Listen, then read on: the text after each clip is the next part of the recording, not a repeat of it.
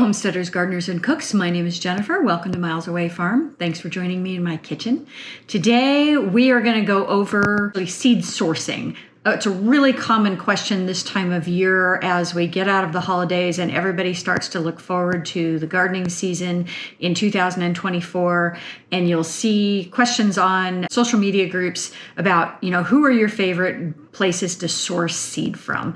I've been starting at least some of my seed for my garden since 2000, so for quite a long time. And I definitely have some strong opinions about where I get my seeds from. And I thought it would be fun to just give you my recommended seed companies and see how it lines up with your recommended seed companies. And feel free to put comments below about places that I've missed or places that you just absolutely love. One of the general rules that I have for buying from a seed company, if I get a catalog in the mail and it is not organized at all, like literally just every page is different and they're not putting things in there like the genus species name of the plant, or they're not grouping the tomatoes together, I literally just throw that in the recycling bin. In terms of reputable, larger companies, I have a few that are definitely some of my favorites. I've already got for this year one from High Mowing Seeds. I've got one from Johnny's. I've got one from Osborne. Osborne isn't really a consumer seed catalog. It's really more for growers. And I don't tend to order from them because I'm just too small for what they have. Seed Savers Exchange, which I love, and we'll talk about that. I get this John Sherper's Kitchen Garden Seeds catalog. I probably have been getting this for 25 years. I'm not sure I've ever ordered seeds from them, maybe once. They seem great, but they have a really small selection. It's pretty curated, and I tend to do most of my buying from a different catalog, and so I've never really bought from these guys. Burpees, I'm not sure how I ended up with this one. I literally, other than just buying from a rack at a big box store, I never buy Burpees. I will put a whole section in this video up on garlic and where I buy my garlic, but this is where I buy my garlic. This is Fillery garlic, and they are out of the Pacific Northwest. They're actually out of Washington State, which is where I am. Love, love, love these guys. We'll talk about more about them later. Johnny's. Johnny's is great for consumers, but it's also definitely for big market growers. And so I love Johnny's because they have more information than most places do. So this is kind of the opposite of what I was talking about before, where it's a company that doesn't have enough information and everything's really disorganized. Johnny's is wildly organized, and they have actual charts and graphs for specific varieties. We'll talk more about that, but love them for that. Not inexpensive, but great company.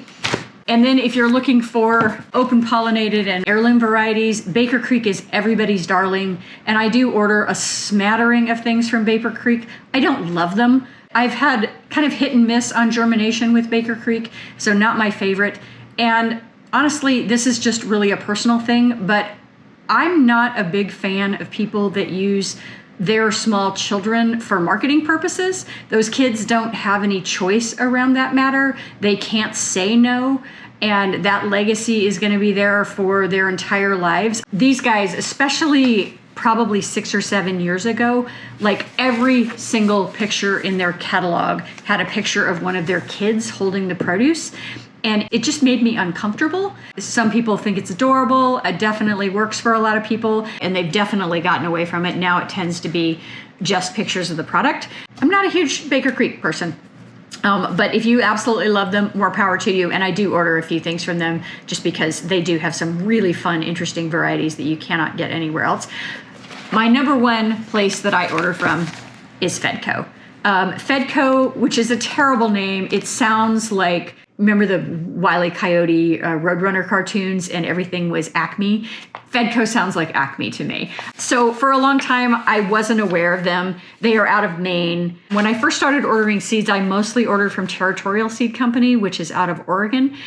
And they got really, really expensive. And so when I was growing my market garden and starting to get larger in terms of the volume of seed that I needed, they were really pricing me out in terms of the price. And I must admit, I bought Fedco Seeds for over 10 years. And then one time I was driving through Oregon and had the opportunity to actually stop into their location. They had one person in the store who was manning the counter, and they never said hello to me. It was really clear that they were wishing I wasn't there, and that, they just wanted to go home or whatever. And it left a terrible taste in my mouth. And between the prices at Territorial and that experience, I quit buying from them. So, it just goes to show you, hey, message to seed companies, treat your customers well, because we definitely remember these things. And gardeners are, we're kind of a sensitive group. We want other people to love it as much as we do. And when you get with a company who is just kind of blowing you off, it feels really yucky. And there's an awful lot of competition out there. So love Fedco. They're a seed co-op. They're a cooperative rather than a big corporation. So they're answering to their membership, not answering to shareholders. The catalog is really fun. Their website is in color and everything's beautiful, but their catalog is this old black and white newspaper printed with lots of really great old illustrations. Sometimes they'll have a little note about somebody that they knew personally who grew this and said, this was the greatest thing I've ever grown. I'm just randomly opening this up. This is Sweet Dakota Rose watermelon page. And it says, Andy McLeod weighed in. I've been watching a monster Sweet Dakota Rose since early August, and it felt like it weighed more than my 30-pound son. We had 20 people over on Sunday and didn't even make it through 3/4 of it. And it was perfectly ripe. So just fun that they actually, not only are they responsive to their membership, but they're actually putting little notes in there that people have sent them about a particular variety that they really love and had great success with. So I love Fedco. Their prices are great. They're considerably less than a lot of the other companies that are out there. I find their seed packs to be pretty generous. Fedco is my number one go-to when it comes to seed shopping. By the way, if you haven't seen this video, Travis from Lazy Dog Farm, who has a YouTube channel, he used to work for Haas Tools. And he did this really great video a couple of years ago that was kind of like the truth behind your seeds and where you're getting them from. There's this belief that if you're buying from Territorial Seed out of Oregon, that their seed is coming from Oregon, that it's coming from around where their office is actually at. Or if you're buying from Fedco out of Maine, that you're buying seed that was grown out of Maine. And that is absolutely fundamentally, unfortunately, not true. The reality is there are big seed distributors out there, and most companies are buying from the seed distributors, and then those seed distributors are contracting with individual farms to grow seed out for individual varieties. It can be really complicated, and so a lot of times there are literally probably hundreds, if not thousands, of different farms out there growing a specific variety, of your favorite tomato, and they're growing it. That's like the only tomato they're growing that year because they're saving seed from it. So those distributors are contract growing with the different farms.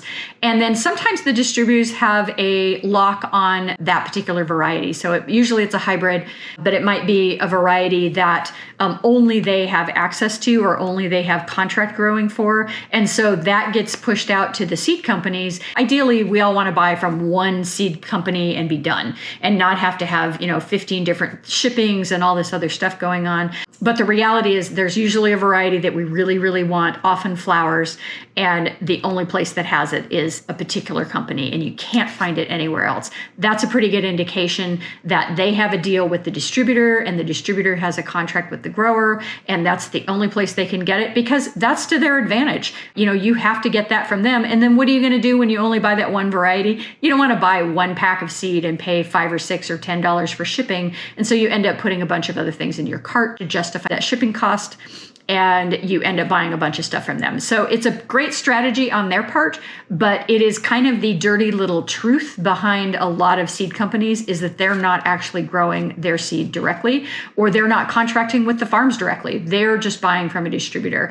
And that's what the video from Travis spells out, is because he started selling seed from Haas Tools when he was working for Haas Tools. And so he had to go through that entire education of learning about all these distributors and what he could carry and what he couldn't, based on what the distributors made him, legally agree that he would not sell or would sell. And in a lot of cases, unfortunately, these seeds are being grown overseas and then brought back to the United States. So a lot of times they're not even being grown in the United States. So speaking of seed distributors, A lot of seed companies have been bought up by Monsanto, which I think is now owned by Bayer, and very little seed in the United States is actually independently grown anymore.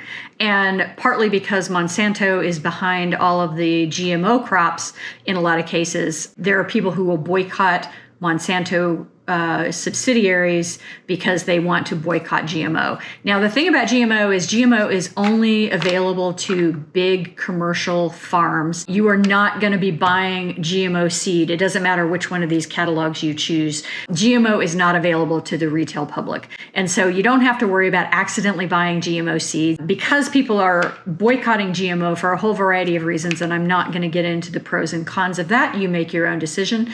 But Fedco was one of the first companies to sign what they call a safe seed pledge, which vows to only sell non-GMO and untreated seeds. Since 2006, they boycotted Monsanto, and now they are no longer doing business with Syngenta Group. So Fedco is dropping all varieties from Syngenta. We've decided to stop carrying varieties sold by Syngenta Group and its subsidiaries, Holler and Goldsmith, and have removed them from our catalog. We've been planning this for years and have found great alternatives in our trials to the varieties that we are dropping. During Fedco Seeds' 46 years in business, we've done our best to continuously evaluate what it means to be an ethical seed company and to stand for transparency in an increasingly complex and obtuse industry. In 2000, we introduced our supplier code so consumers could know more about where our seeds came from. We track the source of every variety we carry and label each description in our catalog accordingly. So, I mean, how cool is that? The fact that they actually did all that research. That is no small task for a company that has this many seeds. I mean, come on. In 2015, we added a sixth code in response to increased consolidation of seed and chemical corporations, a sector steeped in quiet mergers and hushed acquisitions, and especially as a way to express our concern about the particularly harmful class of insecticides that are a dire threat to pollinators and ecosystems. Syngenta, manufacturer of neonicotinoids. So neonics are the systematic pesticides that you'll often see in big box store plants, that it basically is in the plant itself. So it's not on the surface, it's in it, and it will kill insects. The problem with that is it's also in the pollen and the nectar of the flowers of the plant. And so the bees get that and they bring it back to the hive, and it's one of the reasons for colony collapse disorder. In the years since we began labeling Syngenta varieties, our alarm at its practices has only grown. Syngenta Group is now part of Sinochem, which merged with Chem China in 2021 as Sinochem Holdings, an enterprise of the Chinese government and the largest agrochemical manufacturer in the world. While our engagement with Syngenta is nominal within the massive global seed trade, in the words of activist Angela Davis, you have to act as if it were possible to radically transform the world, and you have to do it all the time.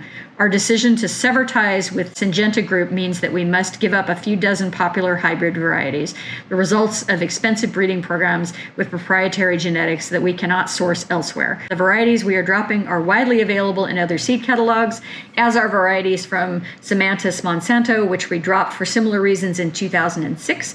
We hope you will opt to evolve with Fedco, to forego these varieties and try something new for the long-term benefits of autonomy, ethics, and greater sustainability. Amazing, mind-blowing to me, incredible. And so again, I love Fedco for a whole bunch of different reasons, but this is definitely one of them. All right, let's look at some websites of some places that I buy from, and we're also going to talk a little bit about some places that are a little bit smaller, fewer varieties, but some really interesting, fun varieties. If you want to spread your money around and pay a little extra for shipping from multiple companies, I'll give you some fun ones to take a look at that are really small but doing some really important, interesting breeding work. And also a few that I have not tried myself, but that I know that are out there and that are small, often somewhat tribally affiliated, that are doing some really important and interesting stuff. So let's start with Johnny's. I don't order a ton of stuff from Johnny's, but they are really the king of really great hybrid varieties. And I know, especially after everything we just talked about, saving open pollinated seed and heirloom seed, you can see why that is important when over 50% of the world's seed sources are owned by 4 big corporations. But there are instances when having a hybrid in order to fight disease or to increase production can really be an important tool in your arsenal for growing. Johnny's does amazing research and development, and more importantly, they have really great information on their website, as I mentioned before. Because they're geared a little bit more towards market growers, they will do comparison charts. And so you can pull up a comparison chart of different types of tomatoes and see which ones might fit your needs. You can pull up cauliflower, which is actually really tough to grow sometimes, and look at their planting guidelines and compare all the different varieties in terms of how heat tolerant are they, how long do they take to mature, are they suitable for growing in the fall as well as the spring. So just really amazing information in terms of comparing different varieties and not just the one or two off the rack snowball in the name cauliflowers that you typically see. I've had really good luck with their cauliflowers because I have a very hard time growing them in the spring, and some of them have worked really well for me in the fall. They also provide little diagrams on their individual pages that will give you a germination guide. This has been wildly helpful for me in trying to figure out what temperature I need to be at in order for seeds to germinate.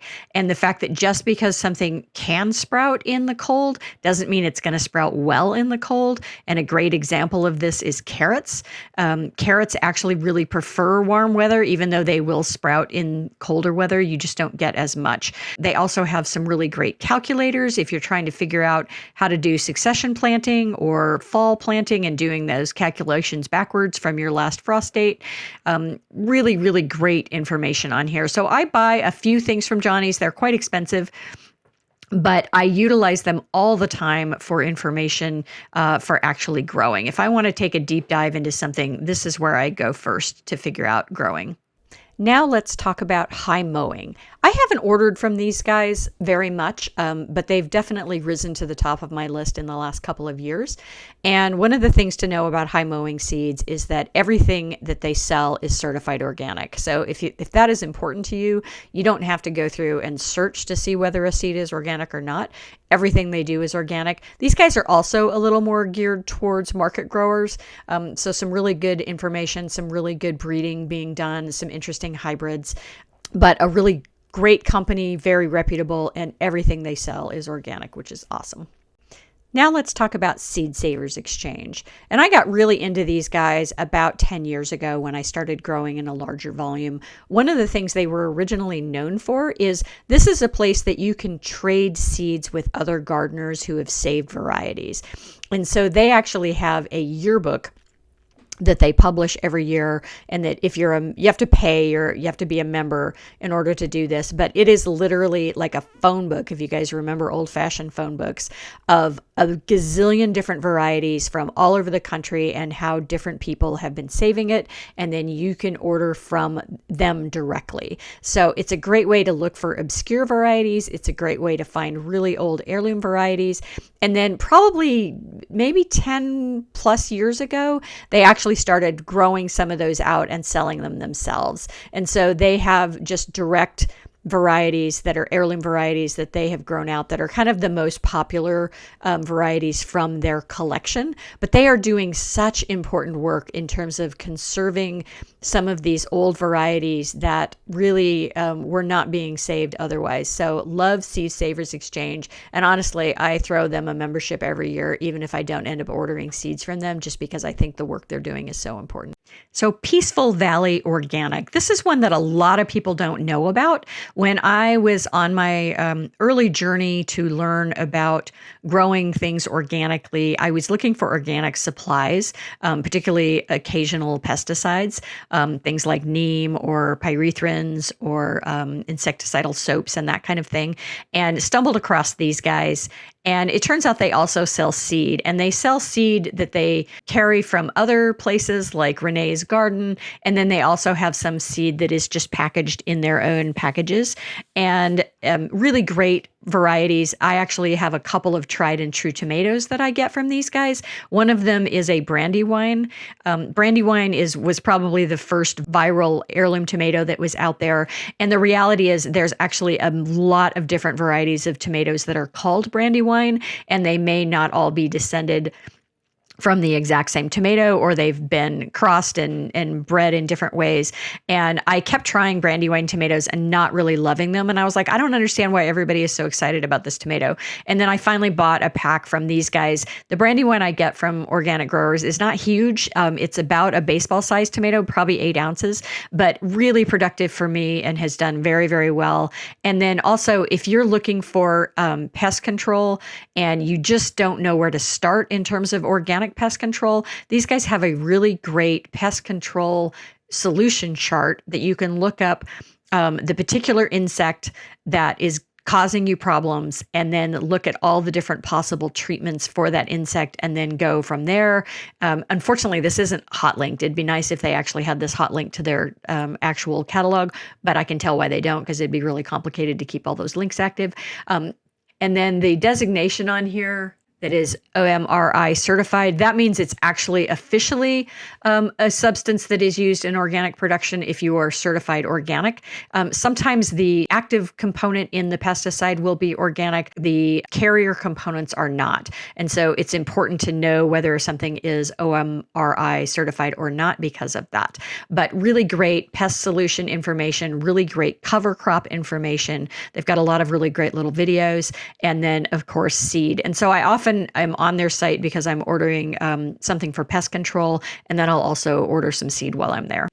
A lot of you may have noticed that one of the seed companies that I'm missing from this list is M.I. Gardener. I know a lot of people love M.I. Gardener. They have a really good YouTube and social media presence. And their seed packs are fairly small, and so they're inexpensive. They may not have a lot of seeds in the pack, but they are less expensive than a lot of places. And for a lot of people, you don't need a huge pack of seeds that you're not going to get through all of it in 2 or 3 years anyway. I did order some things from them to check them out last year, and I ordered 2 varieties of tomatoes, one of which had won a taste test locally, and so I wanted to try growing it myself, and a second one that I had grown in the past and wanted to grow again, Aunt Ruby's German Green, and then a black trifle. And it turned out that both of those tomatoes were wrong seed in the wrong packet, and they grew out to be something completely different. I did let M.I. Gardener know about this, and they did refund me the total of $4 that I had spent on those seeds. But it's frustrating when that stuff happens, and I have enough other go-to companies that I don't think I'll buy from them again. So anybody who's been following me for any length of time knows that I'm a bit of a chili head, and I grow a ton of different peppers. If I could only grow 2 things in my garden, it would be tomatoes and peppers. And I do a lot of different things with them in terms of spice mixes from all over the world. And so I love Sandia seed. These guys are out of New Mexico, and they started out being founded on wanting to make New Mexico seed varieties available to the whole world. And then they've just expanded over time from there. But some of my very favorite pepper seeds, my hatch chili style peppers, come from Sandia. And then my current favorite paprika pepper is also from these guys. It was bred at New Mexico State University, and it is a wildly productive, nice, sweet paprika pepper, and it is one of my very favorites. So I love these guys and order stuff from them every year. One of the things about seeds that I've really gotten into in the last couple of years is looking for seeds that are coming from other countries that are specifically representing some of those European or Asian varieties that you can't get in the United States. So one of my favorites is seeds from Italy. Sometimes you can get lucky and find an actual seed rack of these guys in a store somewhere, but for the most part, I order from them online. And my favorite tomato, which they don't seem to be carrying anymore, unfortunately, my favorite paste tomato is called San Marzano Ridorta. And I originally got that from these guys. I'm going to have to find it in a different location this year because they don't seem to carry it anymore. But really fun to try out Italian seed sources from Seeds of Italy.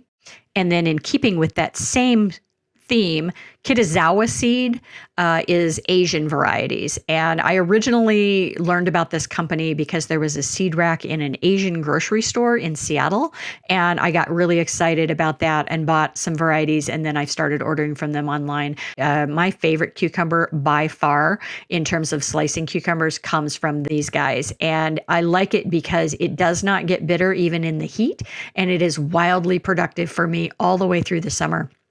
If you're wanting to try some heirloom seeds from Native American groups all across the North and South American continent, Native Seed Search is amazing. These guys are out of southern New Mexico, I believe, and they have just done incredible work in preserving and curating Native American seeds that have been passed down from generation to generation. And I've always wanted to try their topiary beans. Never grown them out, but I've known about them for 20 plus years, and maybe this will be the year that I give these a try. These guys probably also have one of the best selections of flour, flint, and popcorns of anybody in the United States. So I've definitely gone down the rabbit hole there and been growing out different flour and flint corns over the years to make my own cornbread and my own polenta. And I highly recommend that as well. For those of you in the southern part of the United States, or for those of you who are just experiencing really hot summers, which would include me, the Southern Exposure Seed Exchange can be a really interesting place to poke around for things. If you're struggling with plants getting through the hot part of the summer, they have some really interesting beans. They have some really interesting cowpeas, which I've kind of become a bit obsessed with lately. Both of those things, I love growing dried beans. So those are really great for Southern U.S. or just looking for some more adapted varieties. A couple of years ago, when I was really going down the sorghum rabbit hole and wanting to grow sorghum on my farm as an alternative sweetener or sugar source, I found the Experimental Farm Network. And this is a really small little seed company, but they are doing some really, really interesting breeding and experiments and buying from other growers that are doing that, including Joseph Lofthouse. Lofthouse has done some really great landrace breeding stuff. Google Joseph Lofthouse and just look up some of the stuff that he's doing. Really wild and fun. But these guys have quite a few different sorghum varieties that are more suited for northern climates, where you can pull it off in the growing season that you have, and some other really fun things that just make me want to buy and experiment. Another great small seed company that is actually in the Pacific Northwest, and they're really focusing on having these seeds grown out in the Pacific Northwest, so they are not buying from giant distributors all across the world, is Adaptive Seeds. And they carry some of Carol DePee's varieties. Carol DePee has written a couple of different really great books on growing, including Resilient Gardener, which is one of my very favorite, mind-blowing, changed my whole worldview growing books. And they carry some of her varieties that she's bred, and just a really great small company that is well worth supporting, particularly if you're in the Pacific Northwest, because the varieties are adapted to that region. And now we're getting into some small companies that I have not actually purchased from, but I'm going to hopefully buy some stuff from this year. Uprising Seeds is one of those. They are doing some really interesting breeding work, and they have a variety called Stocky Red Roaster, which is a open pollinated sweet pepper variety that came out of a variety that was no longer available, and somebody had some leftover seed and said, hey, is there a possibility that you could grow this out into an open pollinated variety, because I can't get the hybrid anymore, and it is my very favorite seed to grow in my market garden? And he said, sure. And so he unhybridized this variety and ended up with a bunch of different varieties that he bred out of this. And so I'm really excited to try this variety this year. Wild Garden Seed is another one of those really small companies who's doing some interesting growing and breeding. And you can tell by the way this website looks that this is not their priority, that they're much more out in the field, because this looks like it came out of the year 2000. It's a really terrible website design, but really interesting stuff. And I'm going to take a look at what these guys have got this year. And I think they also carry the Stocky Red Roaster, and they may have been the original breeder of that. I can't remember for sure. So here's another Northwest regional company, Fedco Seeds. And these guys have some really great regionally adapted varieties, including lots of different corns. Everything is open pollinated, some interesting flowers. So really a fun and interesting website, and lots of possibilities here for actually grown in the Pacific Northwest region varieties that should do well for our area. And then another regional seed source out of Boise, Idaho, which is the Snake River Seed Cooperative. And so these guys have got growers all over the Intermountain West, but are focusing again on kind of bioregionally adapted seeds for this specific growing area, and helping address some of the climate change issues that we're going to start running into, or that we are running into, by trying to select for regionally adapted varieties.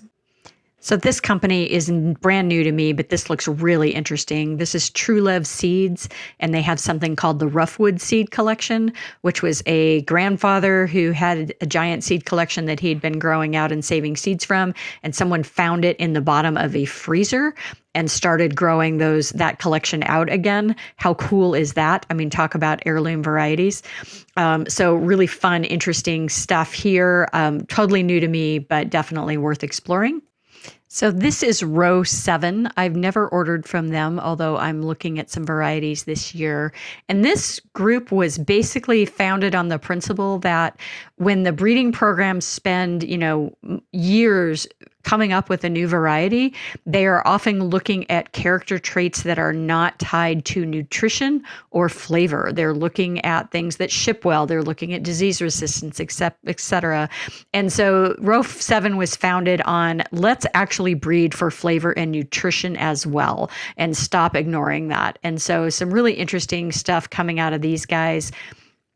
They have a southern northern cowpea that is bred by Carol Dupuy, and they've done some really interesting work in squash, where they're specifically breeding for the best possible flavor of squash rather than just for how it ships. So great fun and worth checking out. It's the wrong time of year for this, but bookmark this for future reference. Fillory Garlic, or Fillory Farms, which is actually also out of Washington State, so they're not that far from me. They are my go-to for garlic varieties, and part of that is because they have done more to educate me about garlic and the different types of garlic than anybody else out there. Incredible information on the different splits in variety, not just hardneck, softneck, but the different kinds of hardneck and softneck, and then what grows well where. Their catalog is amazing. They just have a ton of really great information. And whenever somebody is asking a question about, how do I grow garlic, this is where I always send them this little page on the best way to grow your garlic. They're just an amazing company, and I love them. I normally buy my potatoes through Fedco. They have a really great selection, and I'm always ordering other things from them as well. And so I just like to continue to support them. But if you're looking for an alternative, Irish Eyes is a really great potato growing group. And I believe they're also out of the Pacific Northwest. I'll double check. But these guys have got a really nice selection of potatoes. And then another great source of potatoes is this farm. And I learned about these through watching Lazy Dog Farm. He had a 2-part interview with the guy who owns this company. And it was really a deep dive into potato growing. And I learned more about potato growing than I had learned in 20 years from listening to those 2 videos. And I actually have a blog post on everything I learned about growing potatoes from this guy. His prices are really expensive. These are certified organic, and they're a long way from me. But worth checking out and supporting, just because the information about growing potatoes that he's provided is so amazing. So when you're buying seeds and you're looking for the best bargain, have you ever paid any attention to the actual weight on the package or the number of seeds per package? I know for many years I didn't pay any attention to this. I just looked at the price. And the reality is the number of seeds per packet is all over the place. So this is a comparison of Blue Lake bush beans, and in some cases Provider, because not everybody has Blue Lake beans. And just looking at price per packet, what it says on the packet in terms of weight or number of seeds, and then figuring all of that out in terms of grams, ounces, and number of seeds per packet. And if you actually do the math there and then figure out price per seed, it's very different from what you might expect when you just look at the price per packet. So look at the giant difference here between what initially seems like the most expensive seed, and then when you sort it by price per seed, it's actually Fairy Morris and M.I. Gardner who are the two most expensive. And some of this comes down to, if I was buying from Johnny's, which is a great deal, do I need 175 seeds of Blue Lake beans, or do I just need 20 or 30? So some of it is how many seeds do you actually need, and how fast you're going to plant them out. But you don't necessarily want just 10 either, because maybe you need to replant. Maybe they don't come up well, or a bird comes in and pulls them out of the ground, or slugs get them and you have to start over. 10 seeds is maybe not enough. So take a look at that, pay attention to it. It's maddening that it's not all the same, apples to apples, oranges to oranges between different companies, or even within a company. They all list different things depending on the particular seed. But pay attention to that a little bit and see if this chart maybe helps you. And then lastly, some of you might be wondering, how the heck do you keep track of all of this stuff? I have been taking an inventory of all of my seeds that I have on hand since 2003. So I have a spreadsheet that goes all the way back to 2003, and it includes the variety, the days to maturity, what the seed designation is on the pack in terms of how they're packed, by grams, by ounces, by number, and then an estimate of the actual number of seeds in the pack, because sometimes it's impossible to know if you've got, 0.5 grams of something. What does that actually mean in terms of number of seeds? I was growing for farmers markets, and so I needed to have a better estimate than just that. And then I put in there the seed company and the year that I bought it.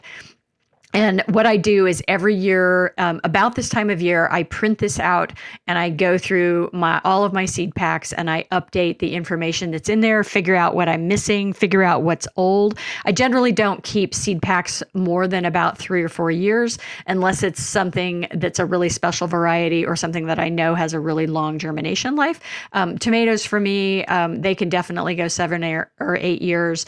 Lettuces and cucumbers, for example, really only 3 years, and then they're pretty much done.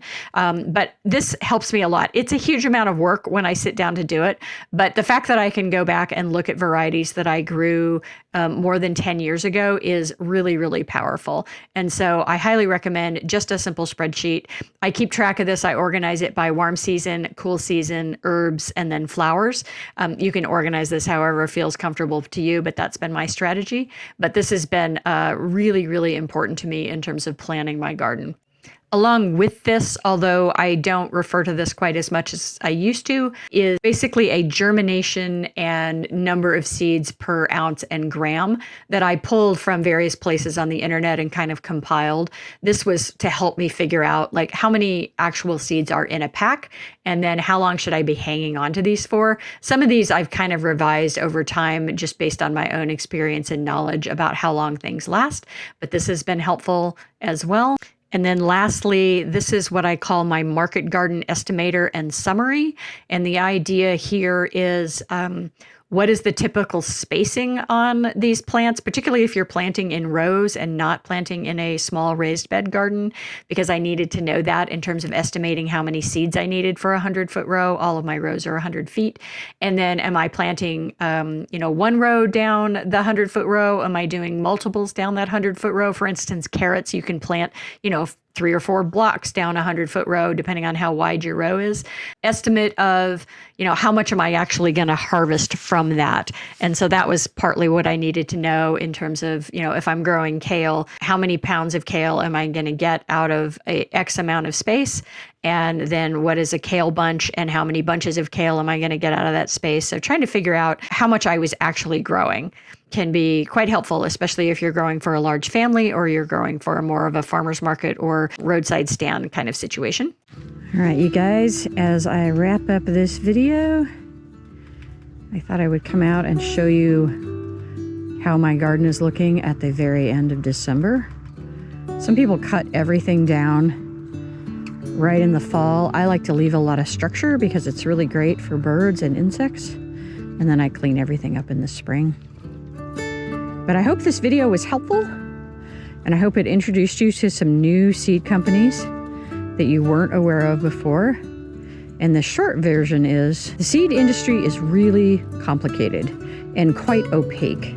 And it's kind of like a dirty little secret that a lot of times they don't want you to know, that they're not just this small little family mom and pop company who is, growing all of these seeds for you in their back 20-acre farm. The reality is they're buying from distributors who are buying from all over the world, and over 50% of all seed in the world is currently owned by 4 large conglomerates. So that's a little scary. And so even if you buy open pollinated seed with the intention of saving seed, and you never actually save a single seed, and you always just buy new seed every year, which is a lot of what I do. I have a lot of open pollinated and heirloom varieties, and I've played around a little bit with seed saving, but for the most part, I just buy new seed from reputable companies every year. And that's okay, because I'm doing my part to keep those open pollinated and heirloom varieties in circulation, and that's really what matters. Those big seed companies that own 50% of the seed in the world, most of that is hybrid varieties that you cannot get and save yourself. They are not open pollinated varieties. So enjoy this view of my very dead but also amazingly beautiful garden. So choose carefully. Do what you're comfortable with. There's a lot that I don't know. I won't pretend to know everything there is to know about the seed industry. I definitely am just scratching the surface here. But your dollar matters, and vote with your dollars, because that's the only thing that changes the world in this day and age. Support good companies, support nonprofits that are conserving seed for the next generation and are preserving that genetic legacy that might be really diverse, that is going to help us adapt to new varieties or better suited varieties as we get more and more into the climate change era. Thanks for watching, Tribe. If you like this kind of content, give me a thumbs up, subscribe, leave me a comment, and share. I have new content coming out every week.